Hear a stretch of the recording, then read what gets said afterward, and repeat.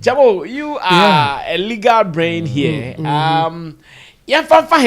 Is it the law? Is the law or another thing of political witch hunting? Which is which? Before I check more starting, we said Wontumi judgment day was slated 20th July. And only 20 years.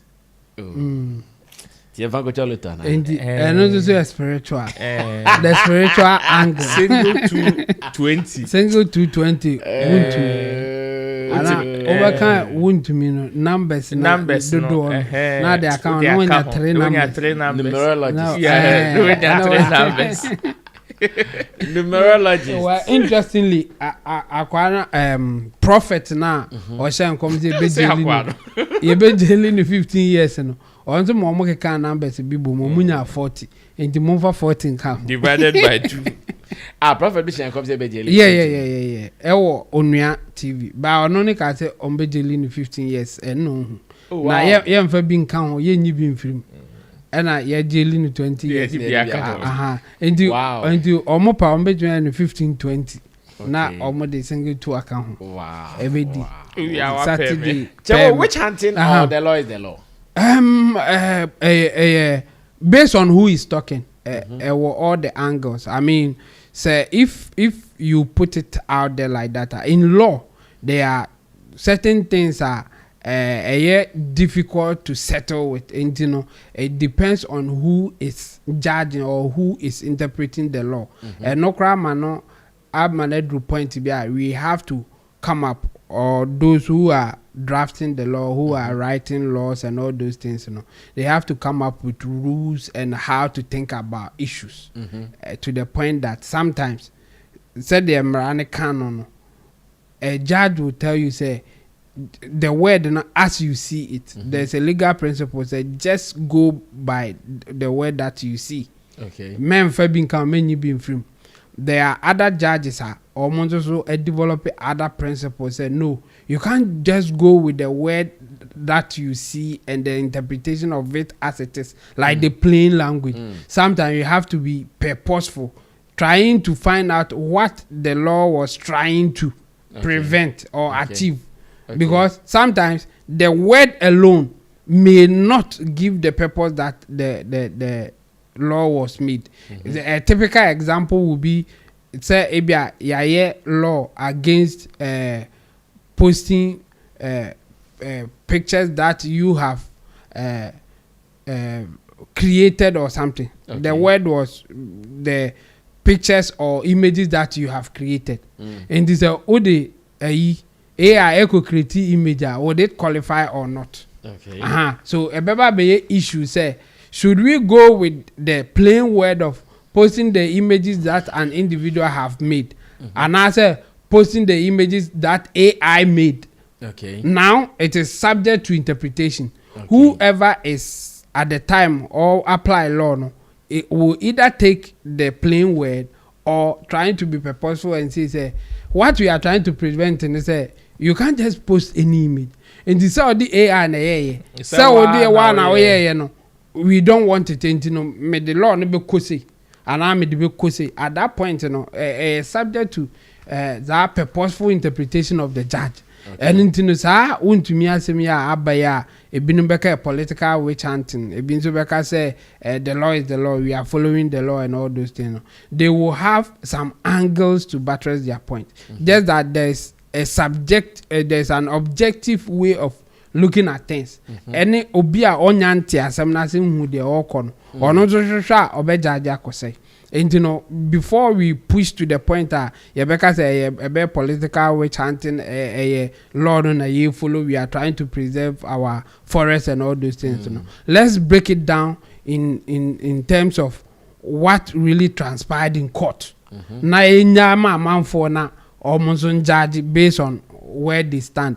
Obi oha or political position and or the be judge ba wa utrimu no wa unim de eko. And now often is and you know, first of all, the fact of the case, say you the Wontumi ako court na you didn't call court no you say why Bonnie Ghana mra itia na ade a oye ne say wakwa the omo friend concession omo de mining activities into no chama Wontumi yenyina enim say na owo mining concession and I said no mining job small scale mining and even according to him large scale mining into not owo concession o too good also into no edru baby a ono ankasa into good ni bium na ono according to charge na the ball no omo say or the saa baby ono too good no na baby o ha onyantu na asase ne so into I say we two one side and aside bi o ha onyantu enti no or the saa side na on two ye no akwa obi by Ghana mremu no yes say wo the mining site ebe ma obi a say oma minister assign say wa okra wa kwaji concession na wo wasase okay na say wo de be ma obi to go do wa wo wasase na wo akwaji concession ne so a say oma ayi sign oma minister assign and as a minister jitum say afi de wo de wo concession no ama obi say on to go do so enti no charge na de boy say chama Wontumi abusa amra ne so e na sa amra no ubusu a say ye ma 15 to 25 years in jail and no na punishment for that no and the second punishment no and the second charge no say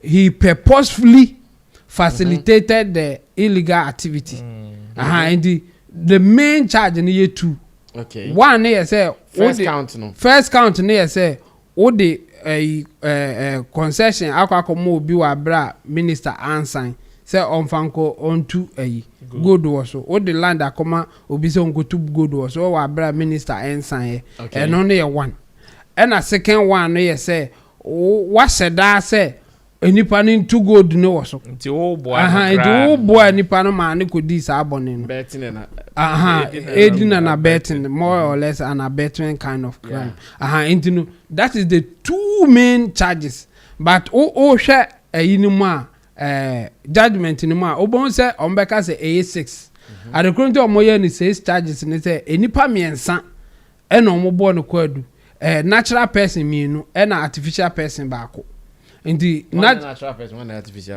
the natural person no chama Wontumi ono no mo friend A1 no accused person 1 and A2 no mo the at large ashe no ho at large ni je say wodwane ono no the kwadwo entry or something like that say kumo say then or the BB entry say kwame entry and no be from the beginning of or the entry into ono so ho and a third person no akonta mining company no company no in law no or artificial person into sa company no ye born ko adu ni bi into omu nyina 222 chama Wontumi 2 charges sa illegal approval of of concession no any purposefully facilitating illegal activity no the same thing for the second accused A2 no and A3 company no or so 3 charges 2 charges ni nyina abo no or so amakwan ama ye de na ama obi the concession ama obi a otu in illegal mining also and at the same time or facilitate based on the agent of the company into any Porsche company chi aye director no or no at the time no on acting on behalf of the company in the charges na ye dey bo company no as an artificial person no sometimes the director involved may suffer for it if that activity no was facilitated by the director so the activity of that company no say director no here on behalf of the company now company ni charges ni nyina be san kwa yes and the best one director no Wontumi was the director of the company exactly in fact he was a de facto director ba kona na oka ho no yi ne ho free move from the beginning of the case no it was according to the I think it was even established say he was taken out of the director position for a long time. So even during that time now activities ne course na the de facto director here was Wontumi. And the de facto director no so how it come about and they say what take position bia esenka director take wa bra enye official Or you are acting as if officially you are the director, but you are not. Okay. No, you find say we a de facto director because you are behaving like a director, and people see you as a director. And at that point, say BBC, we take you as a director. And a good example is a Flex Entertainment wahai na desert. Ekwa bonte or catch a man for say on the director of Flex Entertainment. Obia appointed by desert say on the director. Yes. Managers of the company and as the owners of the company who and as I said we they found one didn't know so a director manenko okoye bibia e be affected company no na your friend said or a de facto director officially only appointment by time our friend who director or sign contract or no obi ko negotiation as the owners of the company managing directors or the actual directors of the company one can wash and at that point baby or represent the company into be de facto director and no be na Chama Wontumi and if whether on paper Chama Wontumi a director or a director or act as a de facto director and na charge bia ye de be company no e be san akọ ho and what happened was that omu nyina two charges no and the money is no and the Chama Wontumi there no on in the council it defended say ontimi nye charges are omo de be bono in criminal law because criminal law the bottom line is that the accused the prosecutor has to prove beyond reasonable doubt and there's no burden on the accused or no on our back court to say what the bonnet. In the answer on our prove say empower the bonnet. Yeah. And a way of proving it and also include giving evidence. And evidence should be such that it will erase any reasonable doubt. When you say reasonable doubt, some people may misconstrue it. And no interest who said there's a doubt no. Reasonable doubt doesn't mean shadow of doubt because there could be a shadow of doubt. While bet me am doubt to be about but reasonable people who say oh we dey say that and ye gidi and ye nyini and we dey mo dey abon. So what happened was that the defense was saying say one on far sa concession no emma enipa na almost or the amana koye sa activity no Chama Wontumi say on far bibia sa man but on far bibia sa man enipa no or no mo friend no PW2 no prosecution witness 2 or no ne be gina prosecution witness no ofrefre omo ba no PW1 PW2 ne others no there ne case no and I said ne advance die no judge ni gina so ebo ni din kese pa no PW2 prosecution witness 2 okay into ono obaye no ono ne beka say ohun concession no ohun say asase bi da ho a ohun say gold wo so into no o approach Chama Wontumi because obusebuse mu okoye search no yes Chama Wontumi asase e na oni Chama Wontumi ko kan na Chama Wontumi enso e man asase no say onkoye adwuma no wo so into ono no person de hye say Chama Wontumi na de asase ne man no no ne friend say assign no na just say wa man na kwan to onkoye wo so na ampa nso so ono nso so okoye adwuma no into oye adwuma no ne ye be che ne say oye illegal mining no say oh Chama Wontumi asase o na de amame enti no ono so wa license enti ono so wa license akunta mining as a company wa license enti no me hu say my illegal activity bia wo asase so enti time aye che na ye de kwadu ni ball no ye ka say Chama Wontumi sa same way ni nipa na kan so at the point no is either they will take that person no why illegal activity no as a witness na on testify against Chama Wontumi another say nipa na no ye be bo no kwadu na ono agege ne ho enti they could have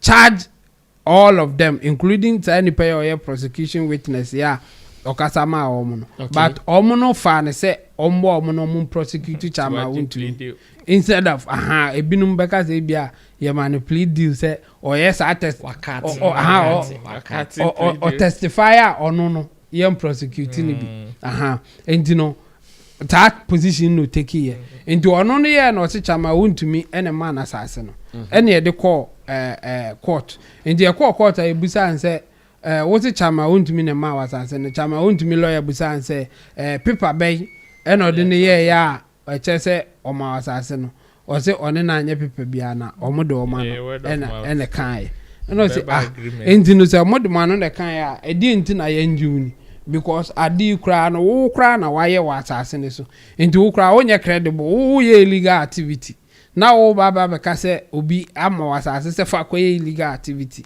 enipa no enso so tese agina ha busa se paper be ne da ho kire se ono na ye ya uzi uni paper na nipa no so gina ha ka se ono wa asase se enipa no so ka se o ama wa asase se o se o ma wa asase ba wa ama wa asase se fa koye illegal activity enti no enye ono a ena enipa ne beka se oh me de me gitum se ono na mama asase no na asase no de mama ne kra no o ka se me ye se adwuma na menya ska me mfa bi nye reclamation me mfa nduadu akube wa asase ne so se de be ya se kube ni nyina ebesa ama asase no aba back to se de netie no ene ade enti no chama Wontumi ne mama kwa se menya in fact enye sa akeke no ye ono kra nso esa ekope excavator echrem baby excavator baby amfanya ni ada chema Wontumi asem ode to chema Wontumi so no at the time say chema Wontumi de ne ko omom ton excavator ho etua sika ne bi kura ma no showed him the way etua sika ne bi kura so ode excavator ode to excavator ne bi kura ma no just to prove say he purposefully helped him to do the illegal activity.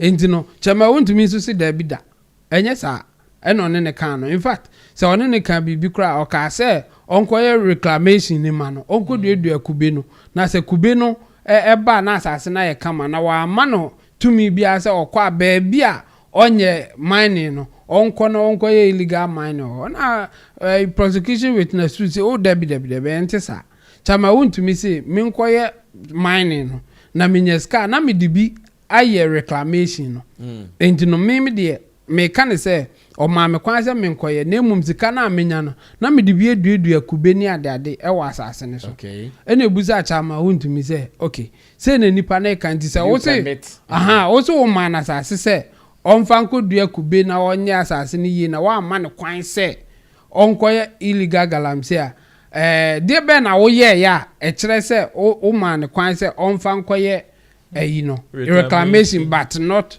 illegal mining no ono chama Wontumi entimi anya response papa bia but the kind say ono de o ka chere say omundu akube no na se kube no ba se sika beba na emfaso no ono so e de ateneka ana sika ombe yisu de aye sa adwuma no ena nipa ne ka say ente sa ada enti no de kosi enti sa eho no chama Wontumi defense say oni okachire nipa ne se onkoye reclamation wanka se onkoye illegal mining chama Wontumi defense no ene nipa ne so se debi okase onkoye sa mining no na onyeska na odibi eduedua no odibi eduedua kube no ne ade enti no eho no there's no evidence like physical evidence bia chama Wontumi ni nipa ne sign papers kire se o de ho amane se onkoye mining anaze wamfa ho amano enu no now no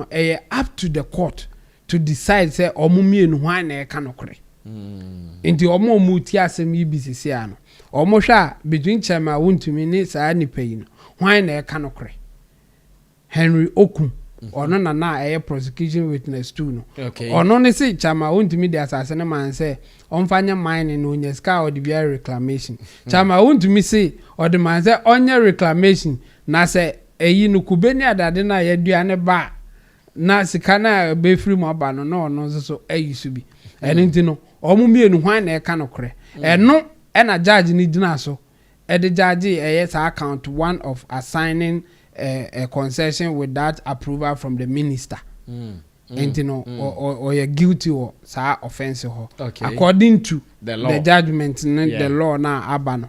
And you know, Oma almost so share is siano. Oma and judge mom say Jeneko.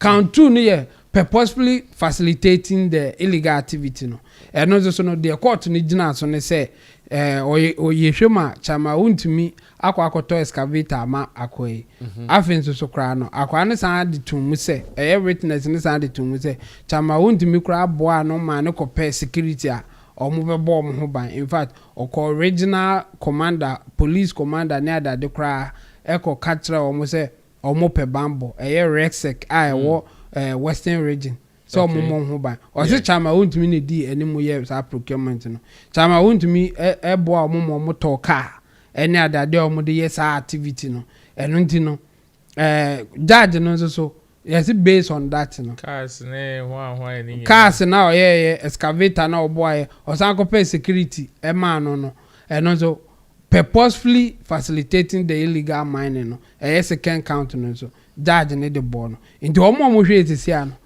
case ni mienu charge de man no ne defense omaye no omo hwem na omo anjage mo omo ho sisia no baby abe contention ebinum be ka say political no and I there's that political angle no the fact say in court no we deal with evidence fact and evidence fact no and I say evidence no should be such that there's no shadow of doubt.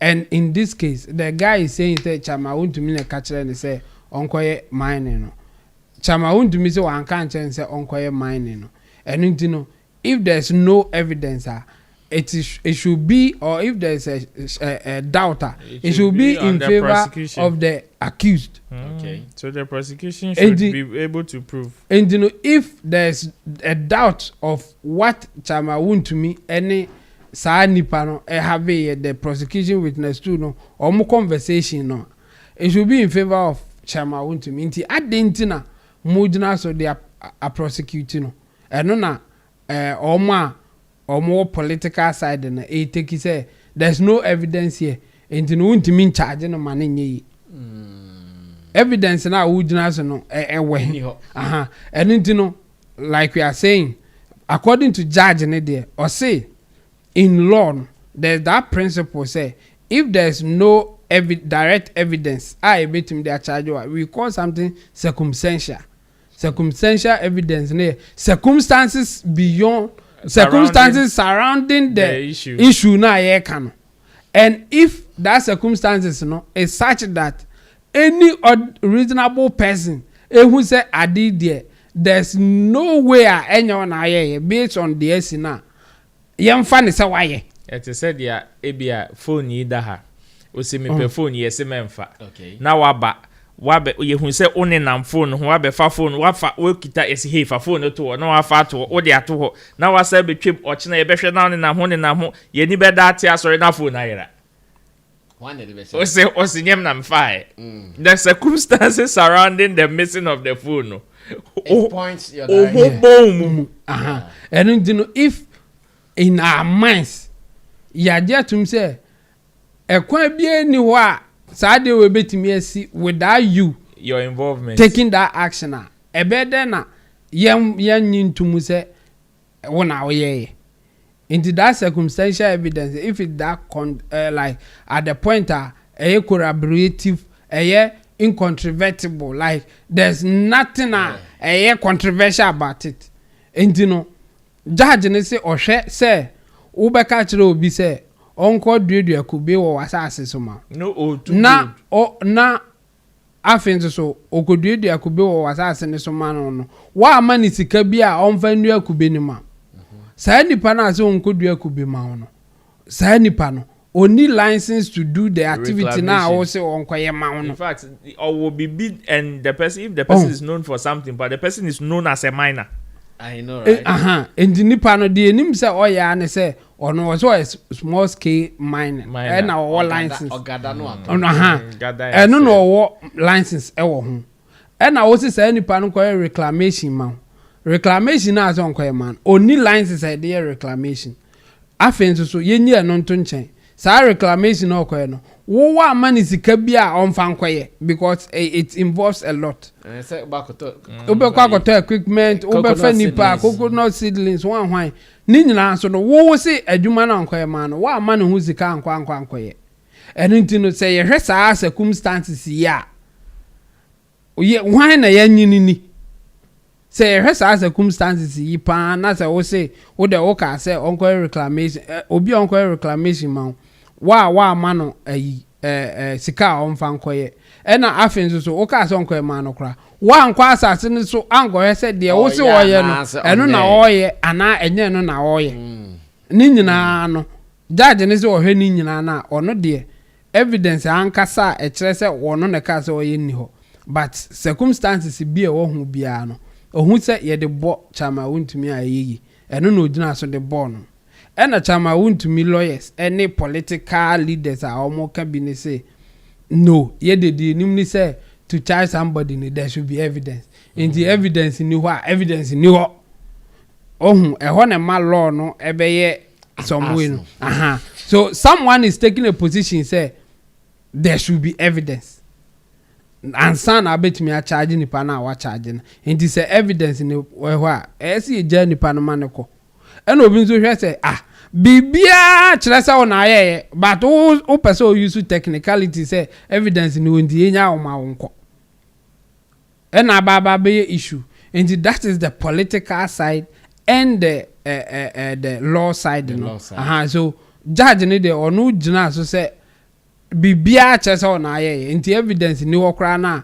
sa se mu ye chechere mu kire obi a obeka say o na aye inti me de abo na defense is someone called Supreme Court for interpretation and no no so yeah another thing at the point that defense in the case omunko Supreme Court for interpretation law ni mu no anka be bia ye gina charge ne so they abocha ma Wontumi no the punishment is not part of it but in our constitution no a state clearly say article 1911 say so before so betimi a charge obi aka say odi for no yes said the punishment for that charge should be attached to the law. Okay. And you say enimu direct there. Yeah, Supreme Court no mu chire mu say punishment no ana ai. Ena e ho no judge ne ka say there is another law e kan we asem ya ye kan ya na. Another law e chire punishment a ye mfa ma. And no go Supreme Court according chire mu ba biem. And to the judge no so according to the judge no, there is no ambiguity here, everything is clear. And ehun ya say be ko Supreme Court to be anti on pray my ko Supreme Court to be or there wa bogu or judge ne judge ena opposition and I say those at the other side lawyers and say there be sa na one farmer no frowning on rule of natural justice.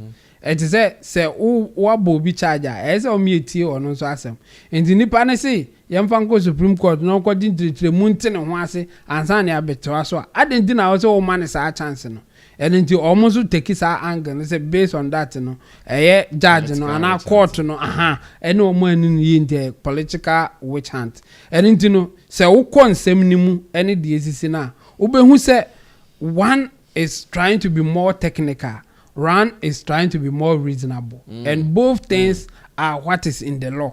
Okay. Law no the reasonability of the issue and at the same time going through the technical part of it, the legal principles that you have to follow.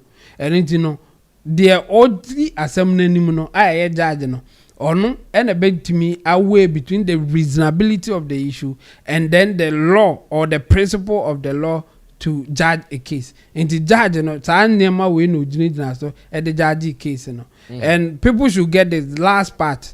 Case na ankasa no. Charges na the board chama Wontumi ye define e kan no.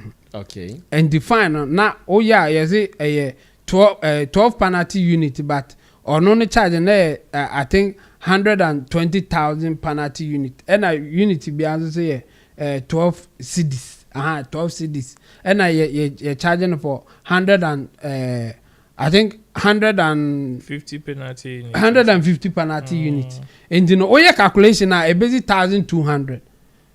120,000 Ghana cedis for chama Wontumi. Ne fine onya. Yeah, me say 120,000 Ghana cedis. Yeah. But enya no kwa no betia because company no akonta mining so ye bonika akonta mine so the 150,000 penalty unit. I'm bet you understand. Ah, we calculation now. Or don't so be the 300,000 120,000 Ghana cedi.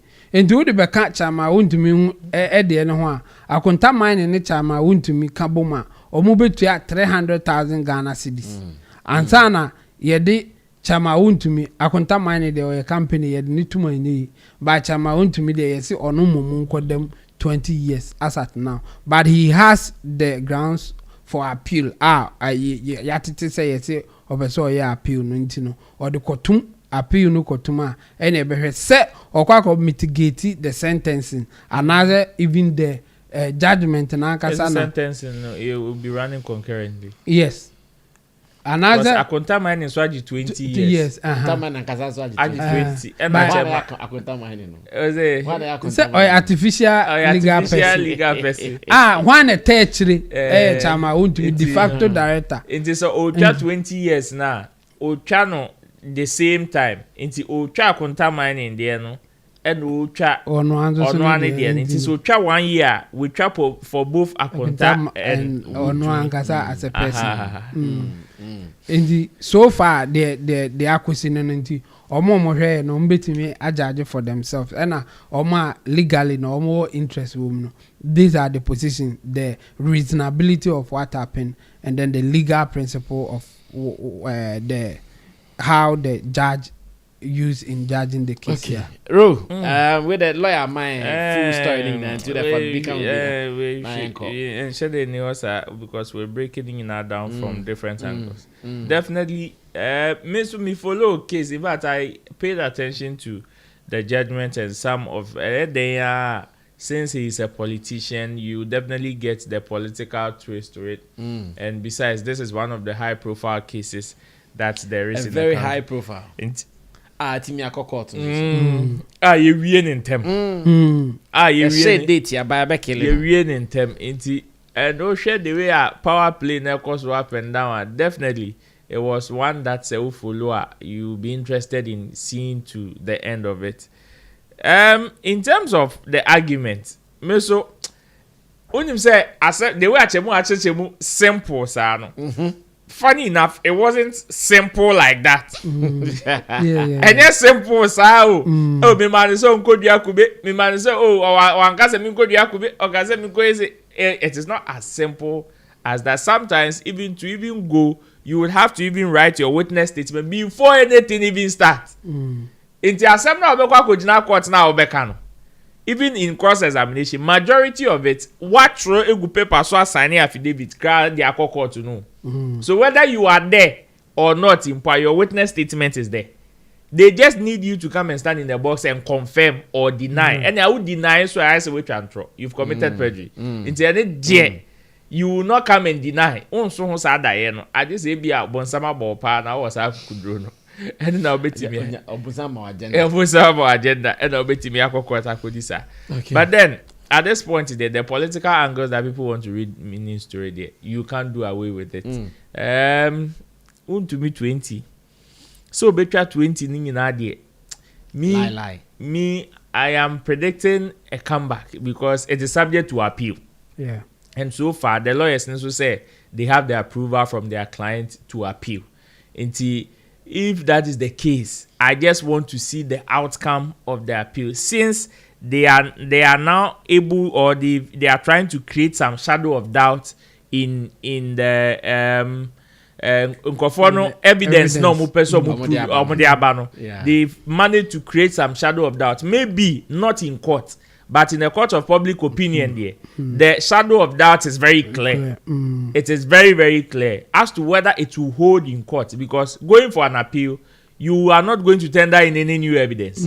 It is the old materials now we tender in and no now we better than argue ni ye maybe now be argue say lawyer no evidence side way use legal principle the judge but one share side way that is where you appeal into ultimately appeal strong there and you obenya otie but 1 year 2 years be there. Me sure say the big. I think the other side, Emma political angle, no so strong, no. The fact say, almost say others are doing it. omo what the other side of the political divide political and omo see omo ye selective justice I say oye MPP ni nti e na mache no NDC for no mu ye bi no ade na mo nche omo and I say omo de munhu omo e na munhu omo to them no to the MPP for no I say munhu omo because omo am political members enye sa mo nka mo chi NPP ni ana mo chi MPP for na mo chi NDC for so because omo bebre dey ensusu ye bi in fact omo I mention obi to say Yamin or no he is under investigation yes see I who the investigation akosi there are other MPP officials ebinum ka say yabo omudin enti no omo no de na esi omo de ebi anka yemfa omo kokor na omo defend omo na yenka say ebi omo de omo nye de ye kanompo ba na mu yabo omudin ba yehu bibi sa but chama Wontumi de wa quick bam 20 years the amano e dey see ni kwanchi say zim chairman that's the other side chairman obetimi